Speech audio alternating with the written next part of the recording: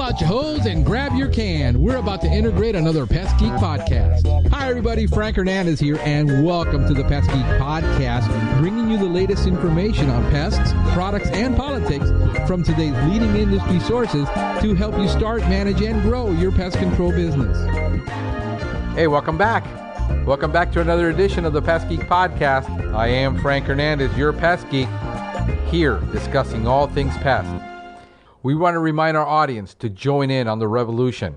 That's right, join in on the conversation, be part of the society. Pest Geek Podcast Listeners Group on Facebook. And we're on YouTube, we're on the web, pestgeekpodcast.com. Check out there the notes, everything that we put into the podcast. They're all on there. And here is Stephen Van Tassel with today's topic. Thanks, Frank. Stephen Van Tassel here, wildlife control consultant, bringing you another episode of Living the Wildlife. This week I wanted to talk a little bit about moles. These are not the moles on your face or your skin. These are ground moles that are living in typically grass, and although that's not their native habitat, they primarily want to live in forested areas, but they do emerge out in grassy areas as well. So I want to talk about moles because a lot of our clients don't like the damage that they cause to their turf. And that's really the only reason why moles are being controlled, is because they will damage turf. Of course, if you're a landscaper or if you work with a golf course, areas where people really pride themselves on pristine, undisturbed grass, moles can be a challenge. So let's talk a little bit about moles. There's several species. I'm not going to talk about all of them today. I want to talk about just one species, the most common, most widely distributed in the United States. This is called the eastern mole. Scientific name, wait for it, is Scalipus aquaticus. That's Scalipus aquaticus. Now, why do we want to mention scientific names? Well, when we're dealing with scientific names, it helps ensure that we're talking about the same animal. Sometimes some animals can look very close, very similar to each other, but yet they may have certain behavioral differences that make them distinct. So we want to be sure we're talking about the same thing, because other moles, like the star-nosed mole, has a different behavior than what occurs with the eastern mole. So we're going to leave the star-nosed mole to the side, because that makes things a little more complicated, and I don't want to go down that road right now. Let's talk about the eastern mole, which is what most of you are going to be dealing with. Although some of you, like where I was in Massachusetts, can have the star-nosed mole and the eastern mole and the hairy-tailed mole. But I digress. Let's get back to the subject at hand, the eastern mole. A little bit of biology here. Not going to spend a ton of time on this. Moles, when you're talking with your clients, sometimes they'll say, what their cat brought in was a mole. You know what I think about free-range cats. They're proof that Americans hate the environment. But you should always ask your client, what did the front feet look like? The front feet of a mole are distinct. They are paddle-like. And they have like little toes coming off of them. So think of them like ping pong paddles in the front feet that are angled to the side rather than down like a dog. Think of them as angled up at like 45-degree angles with then little fingerlets coming off of them. And that would be what a mole's front feet look like. They're not blind. They can see, although primarily their eyes are used to determine whether there's light present or not. They have sharp teeth. They are not rodents. So do not confuse a mole with a vole. A vole with a V is a vegetarian. Excuse me. A mole with an M is a meat eater. So voles are vegetarian. Moles are meat eaters. So when someone said the mole is eating my grass, no, the mole is not eating your grass. The mole is not eating your vegetation. The mole is not eating the roots of your plants. That's going to be a vole. Do voles sometimes take advantage of a mole tunnel? Yes, they can. But moles are eating meats. They're going after the insects. They're insectivores. They're eating grubs and worms and ants. Believe it or not, we know that ants are the most populous insect in the world. So moles will dine on ants as well. So they are approximately 4 to 6 inches long. That's from the tip of their nose to the base of their tail. Whenever you hear the phrase total length, that's a biological term meaning from the tip of the nose all the way to the tip of the tail, if there is one. Body length would be from the tip of the nose to the base of the tail. So the body length of a mole will be anywhere from 4 to 6 inches, not counting the short tail. So that would be the body length. Eastern moles have a voracious appetite. They will eat anywhere from 70 to 100% of their weight in food a day, and they do only weigh about 3 to 5 ounces. But again, if we all dug our way to work, we would have pretty high energy requirements as well. You may have heard something that says, a mole will starve if it doesn't eat in 24 hours. I know someone who is a specialist in mole trapping, and he says he's captured some. And that's just simply not true. And it does make sense. It's hard to believe an animal would have to consume that much food on a daily basis, and just starve if it didn't. So, but certainly they have high energy intakes, and moles do not hibernate. Moles are active year round, but they follow the food source. And so let's talk about some of the behavior that they have, before I get into their reproductive capacity. So, a mole, being an insectivore, is following the food. So as the soil warms up and the insects come to the surface of the soil, they're going to come to the surface of the soil.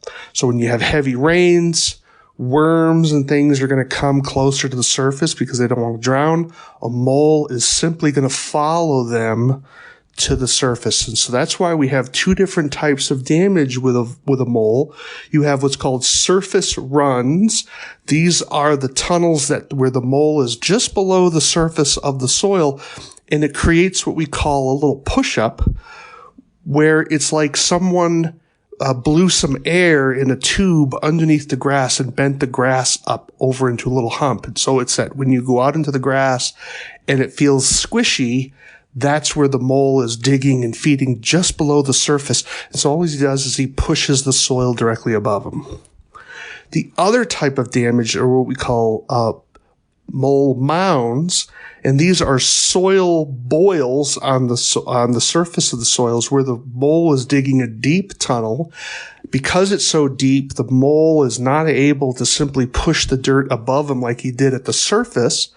It's too much weight, so he actually carries the soil to the surface of the ground and pushes it directly above him.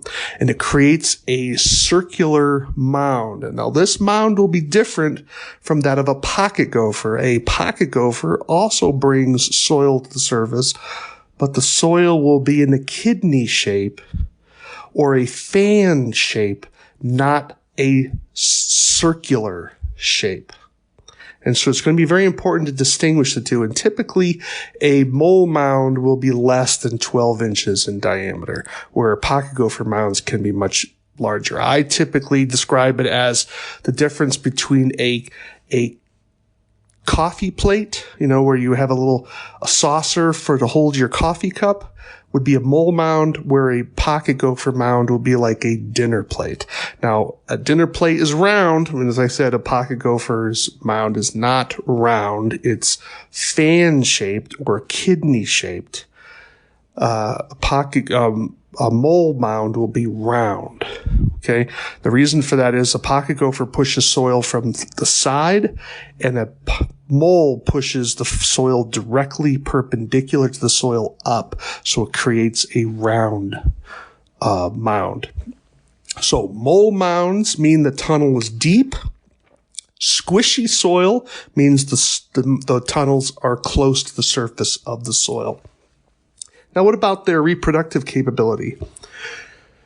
Well, moles are not that rapid reproducers, but female, they'll typically mate February to March. And understand that, as you go farther north, that date may be pushed farther into March. Where you're into farther south, that date may be more in February. So it's going to be important. I probably should do a presentation on developing your own wildlife damage calendar, and you probably should do the same thing for insects as well, but that's for another podcast. So always be observant. Let the animals teach you in your area, because when we talk biologically, we have to make certain generalities because we're talking over large geographic areas, but you only care about what's going on in your neck of the woods, so to speak. So definitely always take biological information as important, but it's not handed down from God. Animals may do things differently in your areas, and our knowledge about animals is often limited to what's occurred a long time ago, and animals can behave differently in urban environments. So the female will have one litter a year of 4 to 5 young. And again, she's mating in March or February or March.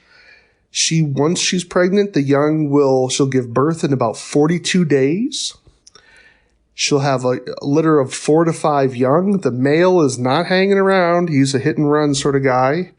And then the young mature and become independent within 30 days. So if she mates on, let's say, February 1st, then by mid-March, she'll give birth. And by mid-April, the young will have dispersed on their own. Now, you often will know that moles are dispersing by the number of phone calls you're getting. So you may have an initial spike once the snow is gone and people are playing with their yards, but then you'll probably get another spike a month or two later, and that will likely be, someone will say, I've never had moles before. Well, the young are traipsing out on their own and trying to find their own territory, because moles do not share tunnels with one another. A female obviously will share a tunnel with her young, but there's no boomerang kids in nature. They don't come back. So once they're gone, they're not coming back. So how do we control moles? Well, there's a lot of snake oil type stuff out there, things like thumpers and mothballs, and I've heard kitty litter, and I've heard of gasoline and crushed glass. So many different things that people have pumped down into the burrows trying to get rid of moles. Let me kind of cut to the chase. There are some toxicants that are available for the control of moles. There does seem to be some research that supports that the toxicants can work. Talparid is certainly one that comes to mind. There are another one, I think, from Symetrics is available. I don't know as much about that one, but with all toxicants, of course, you want to follow the label. My only problem or concern with toxicants is that a lot of people don't seem to follow the label. And my understanding is the label has changed. But when Talparid first came out, it said you had to go out and crush the surface tunnel to see where they were active, because moles will reopen the tunnels, their active tunnels, and then put the worm down and then come back several days later and check to see if the worm's gone. And I don't know of anyone who went back and actually checked. I think that has been removed from the label. But again, follow the label. I do think that there's been some good anecdotal reports, and also there's some research to show that these specifically EPA registered toxicants can work on moles. I am not convinced, however, that the zinc phosphide type baits will work. And part of that problem is that moles don't eat grain. So it's not that I don't think zinc phosphide would kill a mole. I have little doubt that zinc phosphide will kill a mole. I'm just not convinced, And I'm happy for someone to correct me. Hey, send me the literature. I'd love to see it, right? That moles will eat zinc phosphide treated grain. So if you're going to buy a toxicant, use a toxicant on moles. Use the Talperid one or the one from Symmetrics. I'm not convinced that the zinc phosphide based one will be effective, but I'm happy to be proven wrong if you demonstrate it. The other challenge I have with toxicants is the way the research is done. And I understand that there's limitations for how to do this research in the field, but what they'll do is they'll say they have moles in an area, and then they will bait the tunnels, and then they will crush the tunnels, and then they will see if the tunnels reopen. Makes perfect sense. The problem is that moles, when they realize an area is no longer bringing up enough food for them, they won't come back. So the question is, did the poison kill the mole, or did the moles simply abandon the area? Now, I have no doubt that sometimes the bait is consumed and the mole dies. Sure. I mean, there's some laboratory studies. I think Bell Labs has done some pretty interesting stuff in this area. I would love to see them publish their research, but obviously they're concerned about proprietary control of their material, and I get that, right? So, it's expensive doing research, and you can't just give all that stuff away. But it would be lovely to see it, right? It's the same problem we have with pocket gopher research.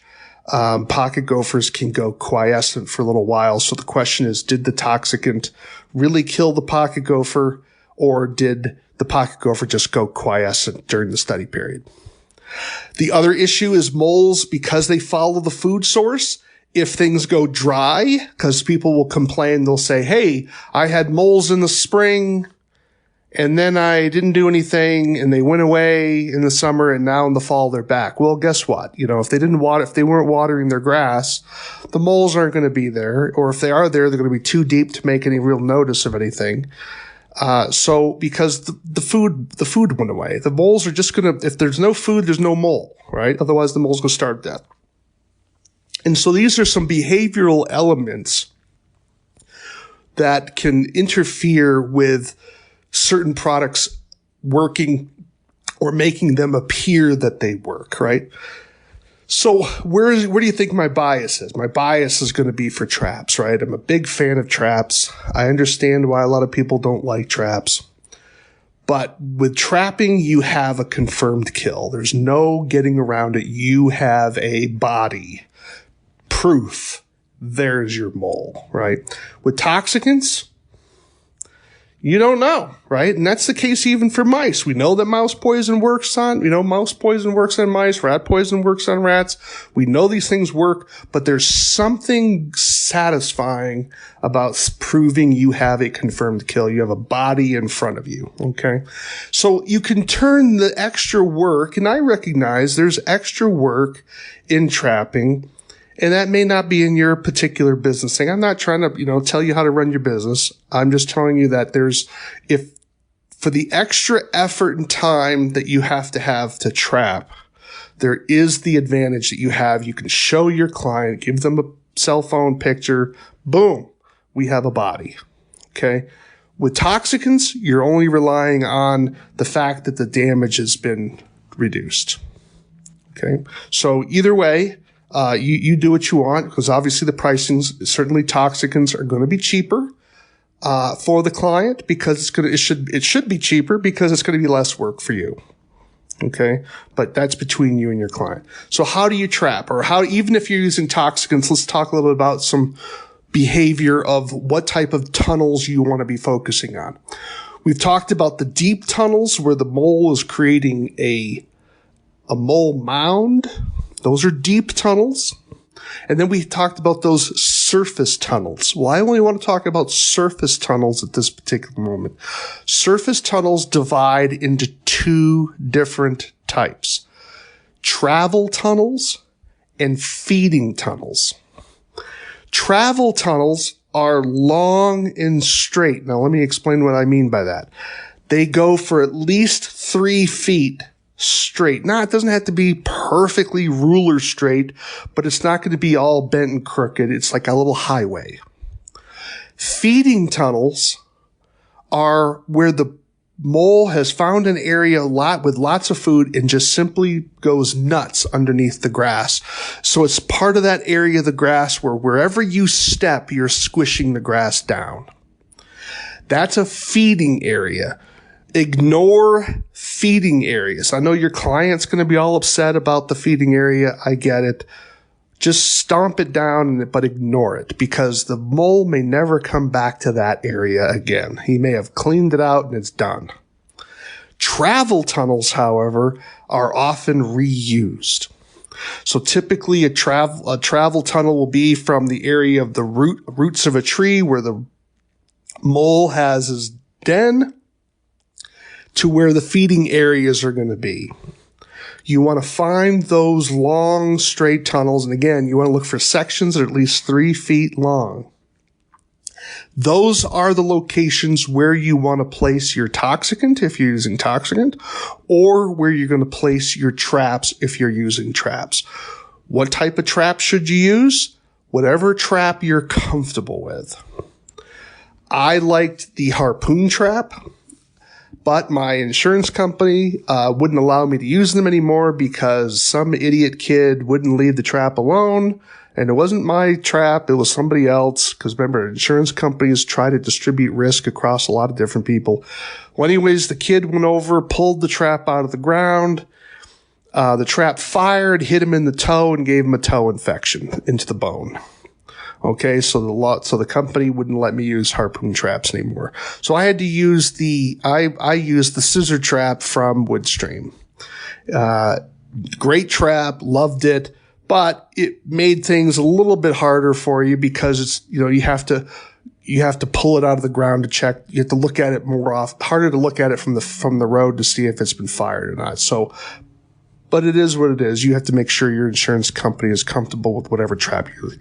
Some people like to use a trap called the No Mole, which is sold from Wildlife Control Supplies. A little plug there for Alan.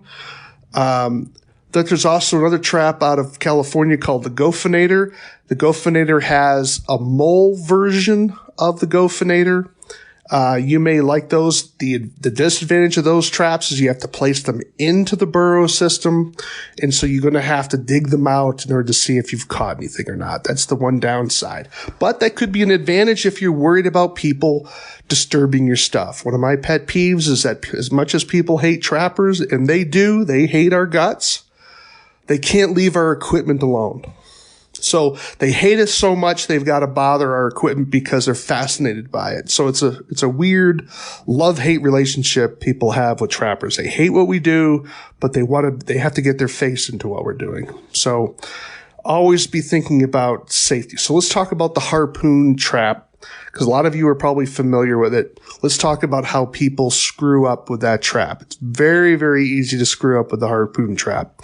And they'll blame the trap, and I can tell you now, it's not the trap that's the problem. The first thing you got to do, again, is find that long, straight tunnel. How long is long? At least 3 feet. If it's longer than that, awesome. If it's 6 feet long, put 2 traps on it. Okay. If you have a 1 foot long, put 3 traps on it. Okay. Find the long, straight tunnels. Ignore everything else.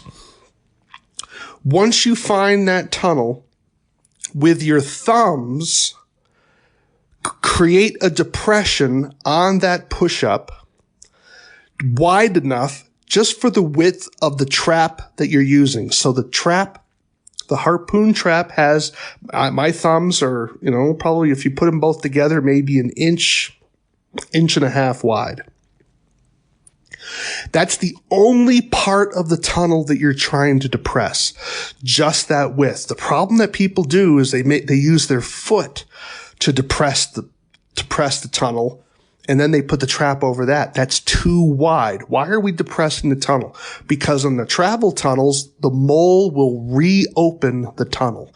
What the mole will do is he'll use that travel tunnel going from feeding area to feeding area, and if a worm happens to pop his head into that travel tunnel, he'll snag the worm there as well.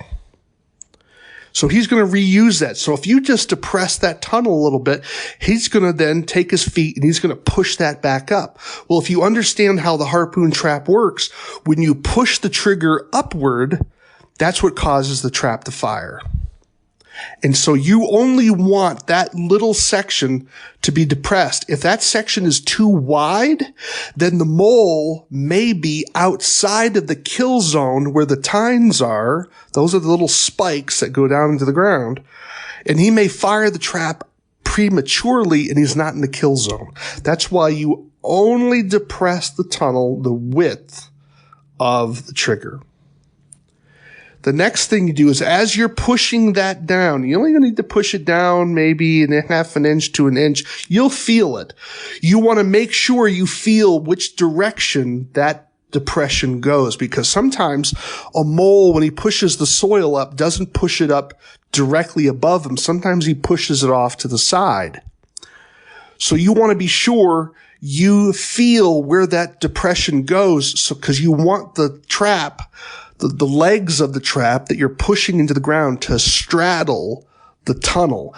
If that leg impedes on the tunnel, the mole will dig around it. That's where people get this silly notion where they'll say, well, you see, that mole was smart and he knew that trap was there and he dug around it.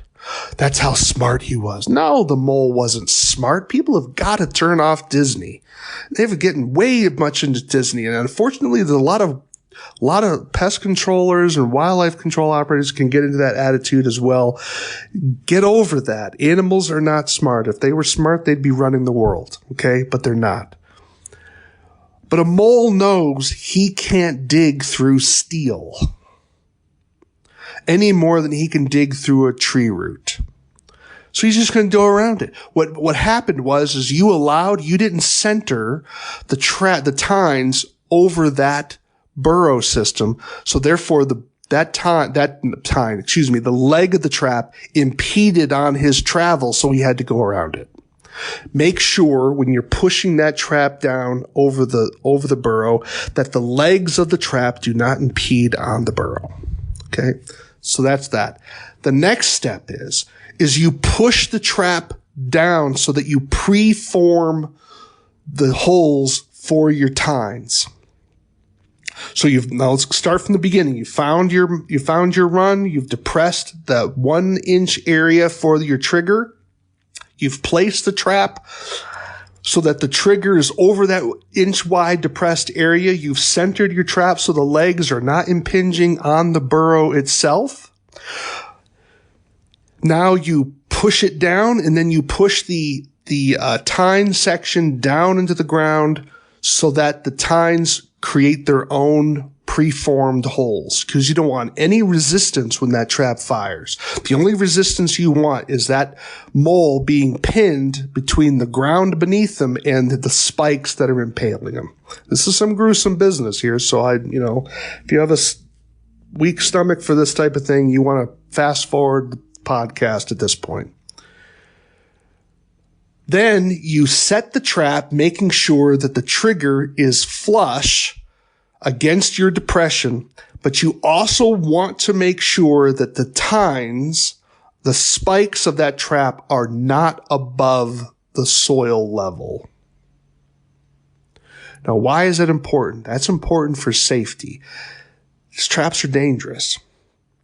And if someone can get impaled on it, you don't want them being able to push their fingers beneath the soil and the tines. So the tines need to be in just the tips below the surface of the soil. Now, if you're above the surface of the soil, take some loose dirt, throw it around those tines to make sure that those tines are buried. Now, if you want to be extra safe, you can then take a 5-gallon bucket, an empty 5-gallon bucket, put it over the trap, and then put a brick on top of it.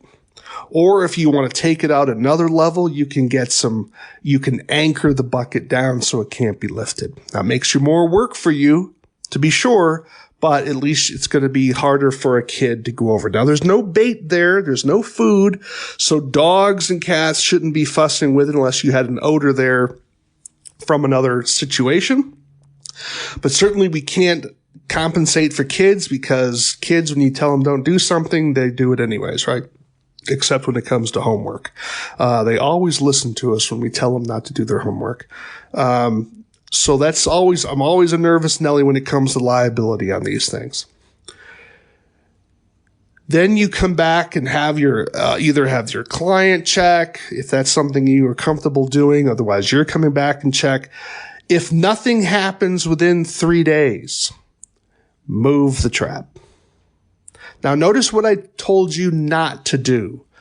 What you don't want to do is, some people say, well, I'm going to get even with that mole. I'm going to crush all the tunnels. If you crush all the tunnels, particularly the long straight tunnels, you have made your job infinitely harder, because now the mole has to spend all of his energy reopening the tunnel before he gets to your trap.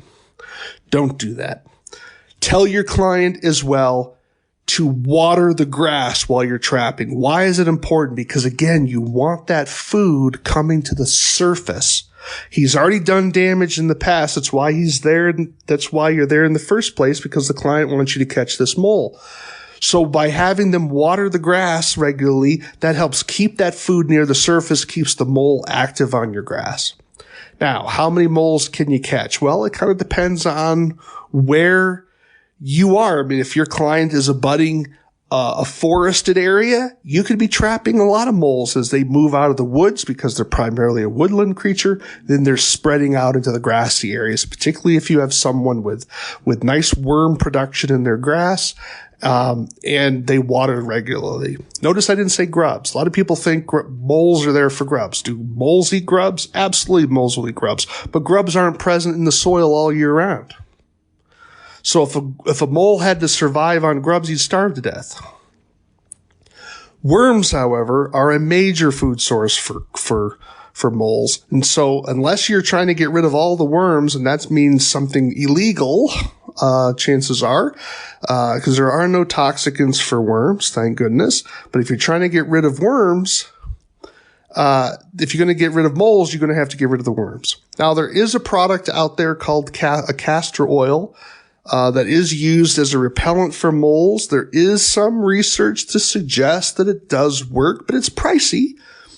If your client doesn't want any lethal control on moles, you may want to give castor oil a shot. Again, it's a bit pricey, and you have to put a lot of water in with it to get the mole, to get it penetrating into the soil properly. Follow the label instructions on that, and I would just be the evidence on its efficacy could be stronger. Again, if you're hearing how tentative I am, I'm not a big fan of repellents as a rule anyways. I haven't seen some that really rock the world for me, but there is evidence. I have to be fair. There is evidence to support that some castor oil products work.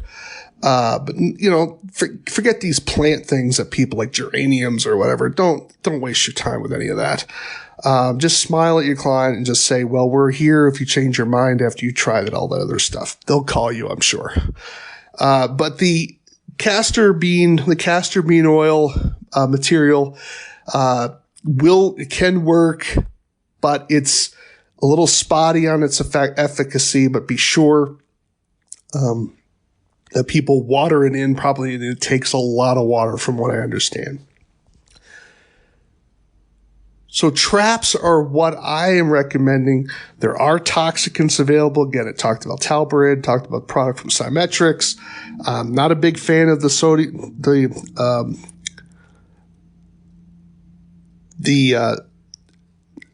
nitrate one. Excuse me, not sodium nitrate.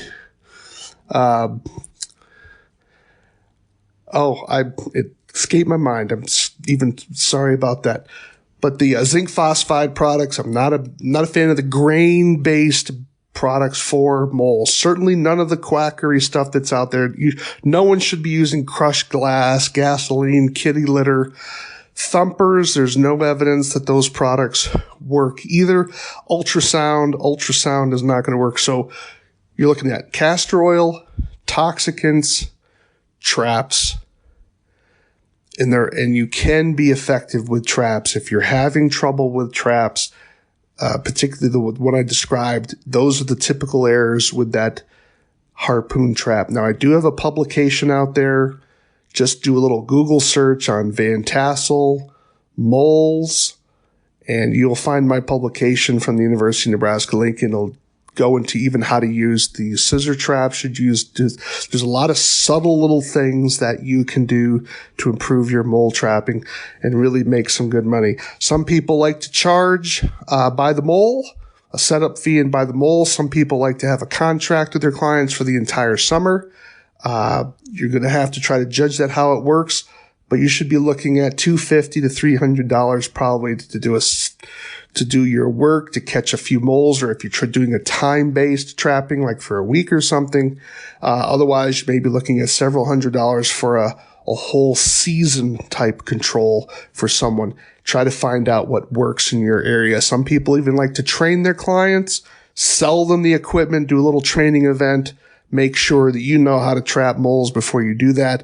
That could be a way for you to become a little bit of a hero for people. And if it's not something that you're going to be involved in, I personally think that we want to keep this in-house. If you get some retired people in the community, there's no ladder work involved. In some areas, some parts of the country have a lot of mole problems. This can be a little cottage business for someone. Hire a senior citizen. Tell them, you're going to be our mole guy for the summer and make it part of your business. And I think you can do well. That's one of the things I regret losing with question one. When that came to Massachusetts, we lost the ability to use mole traps. Washington State was another stupid state that voted for the animal rights laws, and it banned our equipment, forcing us to use toxicants. Which was unfortunate. Not anti-toxicant, but I think I'm not anti-trap either. And unfortunately, both Massachusetts and Washington State banned mole trapping. So those two states, you can't trap moles. You have to use toxicants. So make sure your state doesn't make those kinds of stupid decisions. Both of those were ballot initiatives. And make sure that you don't become part of the problem, and educate your clients about the importance of these tools to control and manage these species. Moles are awesome. Love moles. And I think they can be a great part of your business, and a fun part as well. Hey, always interested in some feedback. Let me give you my email address. My email address is wildlifecontrolconsultant@gmail.com. That's wildlifecontrolconsultant@gmail.com. Would love to hear comments. If you have a topic that you would like to have, your feedback is important. I do learn from you guys. I don't know everything by a long shot, and I'm always in the path to learning. And I know when you're listening to our podcast, you're on the path for learning too, and we can share and learn together. But again, that's Stephen Van Tassel, Wildlife Control Consultant. Back to you, Frank. We hope you have enjoyed this edition of the Pest Geek Podcast. Until next time, have a pestacular day. Thank you for listening to the Pest Geek Podcast. If you have enjoyed the Pest Geek Podcast, please give us a rating, write a review, or subscribe to the channel. You can join the Pest Geek Society by visiting pestgeekpodcast.com. Thank you for listening. See you next time.